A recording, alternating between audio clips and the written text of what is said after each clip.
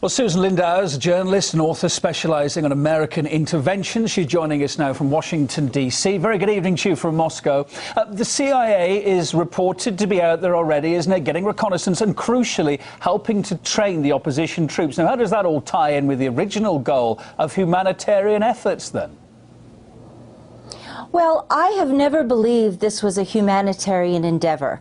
I was also the U.S. asset covering Libya at the United Nations for 9 years, from 1995 until 2003. And I know these people very well. Gaddafi will never step down. He's a fighter to the end, and it seems extraordinary that the opposition forces, while they are losing the war, would try to dictate the terms of surrender to the party that's winning, which is Gaddafi. Once again, we see that the United Nations is on the wrong side of the conflict. What do you make of these negotiations we're hearing about, maybe in Britain, that he's maybe trying to negotiate some early settlement so that he can go quietly? Do you think there's any mileage in that, then? I do not think Gaddafi will step down. I think Gaddafi will stay and he will fight. And I think that, again, the United Nations has jumped into this conflict before they understood who they were teaming up with. They did not understand anything about this opposition force. The opposition force is not highly motivated. They may be passionate in their politics, but they are not highly organized on the battlefield.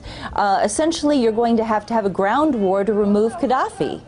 OK, I take in what you're saying there, Susan, but why would you go into this blindly, then? I'm sorry? I take in what you're saying there, but why would the coalition forces go into this blindly without having thought it through, as you say? This was very badly done. I will tell you that because of my knowledge of the Lockerbie issue, last summer we began to hear some very interesting gossip about Gaddafi. We began to hear that Gaddafi was pressuring U.S. and possibly British oil companies, and it may also extend to French and Italian oil companies, all right? And Gaddafi was pressuring U.S. oil companies to reimburse Libya for the payments to the families of Pan Am 103. You see, there is this very important detail that Libya had nothing to do with Lockerbie. And the United Nations had imposed sanctions on Libya and forced Libya to pay damages to the families, $2.7 billion. And they had wrecked Libya's economy with sanctions. And now, last summer, we began to hear that Gaddafi was pushing the oil companies for reimbursements of the costs to the Libyans. So you're saying that's what triggered this now, are you? Yes, yes, I do believe that. It's very significant, I believe, that in October, Chevron and Occidental Petroleum pulled out of Libya. Okay, now, Italy, France, Britain, and China, Germany, all those countries are still in Libya. Okay, those countries are still there, but the United States pulled out, and I believe that at that point the United States began to think that they needed to do something to remove Gaddafi, because he was going to continue to demand, behind the scenes, he was going to demand that Libya receive compensation for the sanctions that they suffered wrongfully for 12 years. Interesting theory. And it's a lesson. Susan, I wanted to ask you... It's a lesson, because...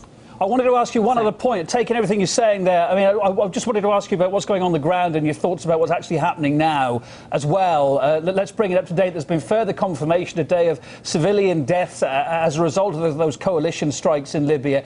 Let's imagine every detail of this operation is eventually made public, just like we saw with Afghanistan and the Iraq WikiLeaks. Do you think that might make the same explosive reading if that ever happens? Absolutely. I think that you don't bomb a village in order to save it. I think it's a tragedy. This war is wrong. It is a war for oil and to take Libya's resources. They've already created a new national bank. That's outrageous. Clearly, this has been on the drawing board for a long time, and these people have no trouble, no mercy for the Libyan people. Anyone who cared about the Libyan people would stop immediately.